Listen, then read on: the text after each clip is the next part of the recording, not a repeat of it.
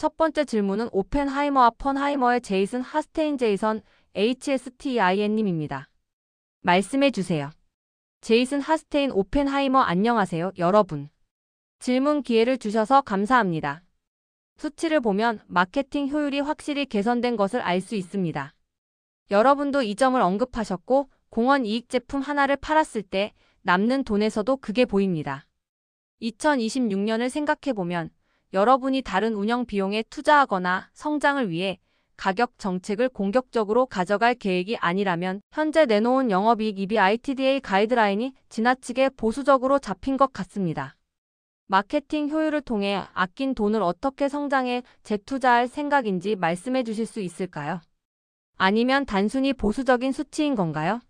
주주 서한에서 언급하신 세 가지 포인트, 즉 교차 판매 기존 고객에게 다른 상품도 파는 것에 더 집중하고 자동화된 가격 책정과 가격 정확도 개선을 추진하겠다는 내용과 연결해서 설명해 주시면 감사하겠습니다.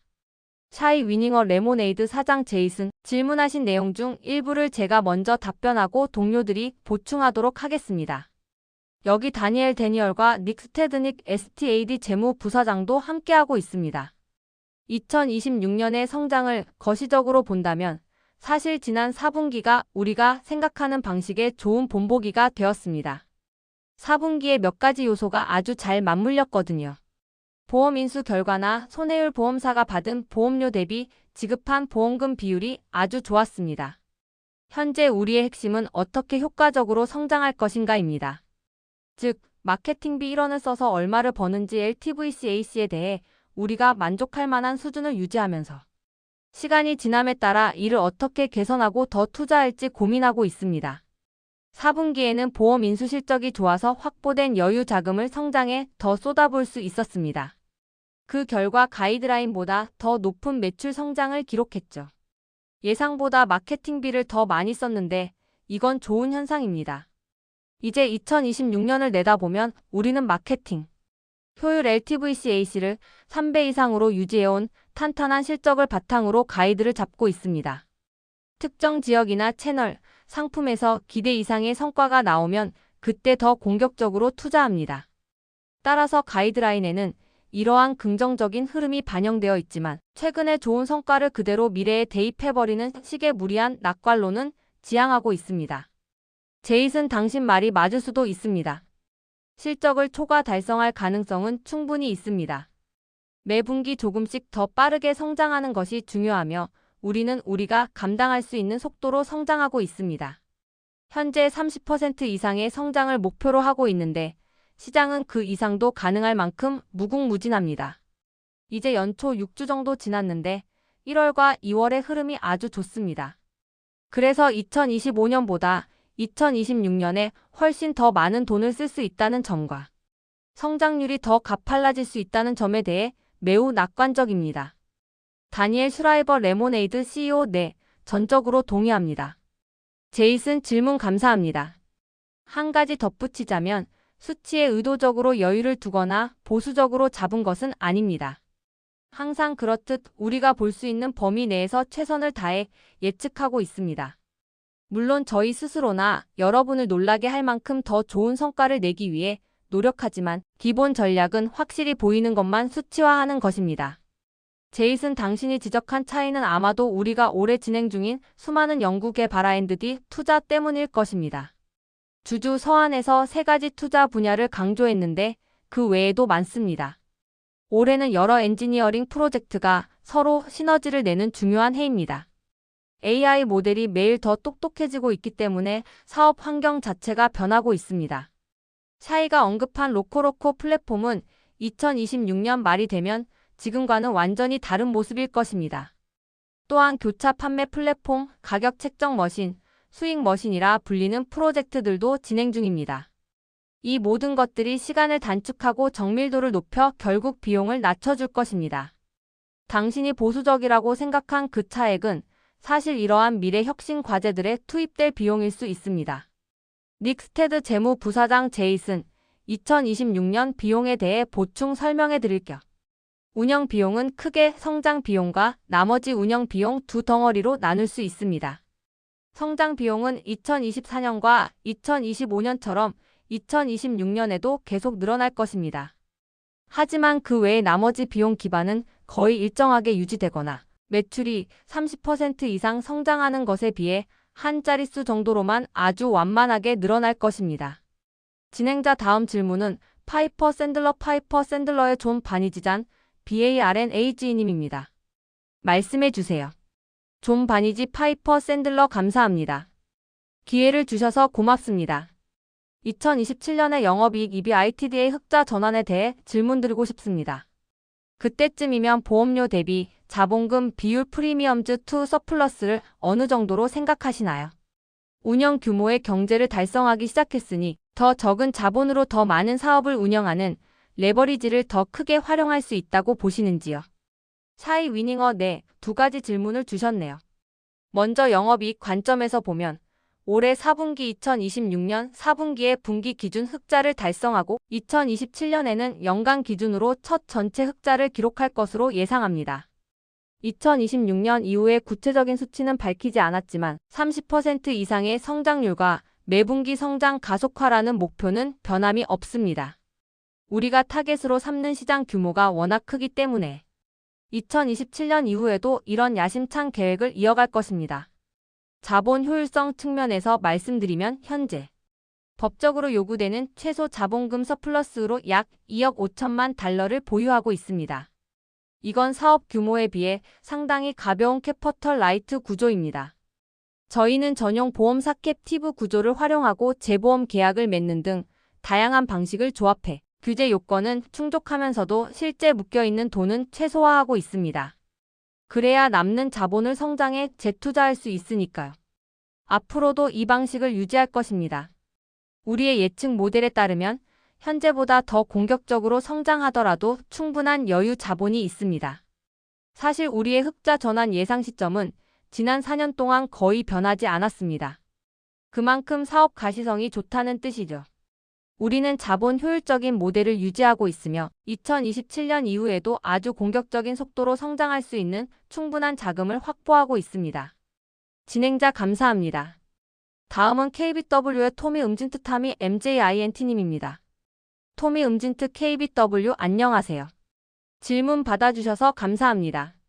첫 번째 질문은 최근 챗GPT의 발전과 보험사들의 유통 모델 결합에 대한 뉴스들이 많은데요.